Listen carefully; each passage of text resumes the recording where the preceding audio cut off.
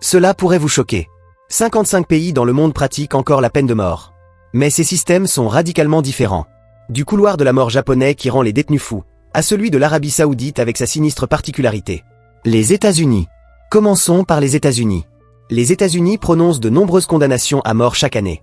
Mais étonnamment, ils ne figurent même pas dans le top 10 mondial. Environ 20 personnes sont condamnées à mort chaque année. Dans plusieurs États, la peine de mort est illégale. Et certains États ne la pratiquent plus, malgré l'absence d'interdiction formelle. Cependant, 11 États exécutent activement les condamnations. Les détenus reçoivent ces sentences pour divers crimes. Principalement pour des homicides. Mais aussi pour espionnage, trahison et trafic de stupéfiants dans les cas extrêmes. Les méthodes d'exécution varient d'un État à l'autre. 5 méthodes sont utilisées. L'injection létale, la chaise électrique, le peloton d'exécution, la chambre à gaz et l'asphyxie par gaz. Mais que se passe-t-il réellement pour un condamné américain dans ces dernières 24 heures?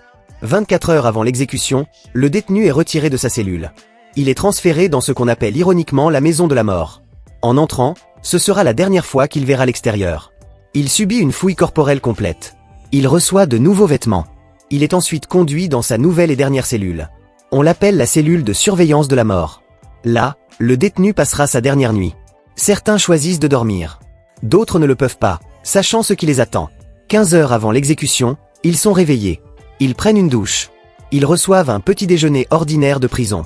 14 heures avant, ils peuvent voir leurs amis et leur famille une dernière fois. Ils disposent également de 45 minutes pour passer leurs derniers appels téléphoniques. 12 heures avant, toutes les visites sont interrompues. Le détenu reçoit un déjeuner ordinaire de prison.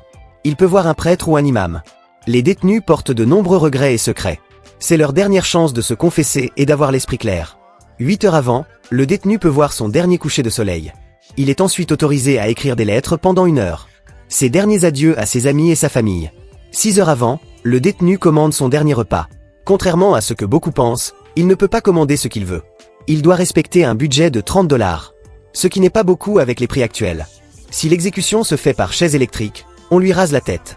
Pour éviter que ses cheveux ne prennent feu. Le détenu prend ensuite sa dernière douche et mange son dernier repas. 3 heures avant, les témoins arrivent. Ce sont les personnes qui vont assister à l'exécution. Ce sont généralement des proches de la victime. Mais parfois la famille du détenu vient aussi. 1 heure avant, le détenu est conduit dans la chambre de la mort. Il est escorté par une équipe de 5 gardiens. Il est ensuite attaché à une chaise ou un lit. 12 minutes avant, les témoins sont déplacés dans la salle d'observation.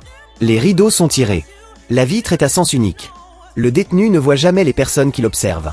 10 minutes avant, le détenu prononce ses derniers mots. Il reçoit ensuite une dernière visite d'un prêtre ou d'un imam, s'il le souhaite. Après cela, l'exécution a lieu. Actuellement, 2500 personnes sont dans le couloir de la mort aux États-Unis. Il faut souvent des décennies pour que ces exécutions aient lieu. Car les détenus ont droit à de nombreux appels. Mais ce n'était pas toujours le cas. Les États-Unis ont autrefois exécuté un garçon de 14 ans. George Stinney a été accusé d'avoir tué 2 filles. Il était trop petit pour s'asseoir sur la chaise électrique. Il a dû s'asseoir sur une Bible. Mais depuis 2005, il faut avoir plus de 18 ans pour recevoir une condamnation à mort aux États-Unis.